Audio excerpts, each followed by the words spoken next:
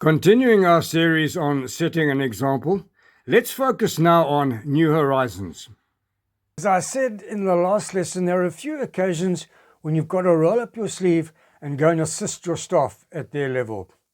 And the first one is when you take over a brand new team or a new kind of undertaking, it's important that you familiarize yourself with the new. You've got to be able to do anything that you expect your staff to do. In my particular case, I finished university and I joined the military. I was selected to go on an officer course, which I did, and then on my way to my new unit, a parachute battalion. I was met by a sergeant and a couple of corporals, really hardcore kind of guys. And they were responsible for the management, middle management, lower management of my troop of about 20 or 30 people. And it suddenly hit me that reality was that I was very qualified on paper. I'd been to university, I'd been to the School of Infantry, but as far as battle experience went, absolutely zero. So I resolved at that time to get them to teach me.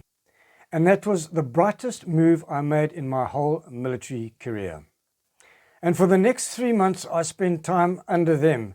They were commanding me. I got to see life from their perspective. I learned things that you'd never learn on a proper leadership course. I was with my troop. I did everything that they did. I was one of them. And by the time I took over, I knew them backwards. I knew their strengths, their weaknesses. I knew of their families, their problems, their tribulations. And that gained their respect, and the bond started to grow. And it got to the stage sometime later that one of my corporals even named his son after me, which is an honor greater than any medal. And as a leader, spend time with your employees. Listen, encourage them, allow them to grow. Keep striving for new information and opinions.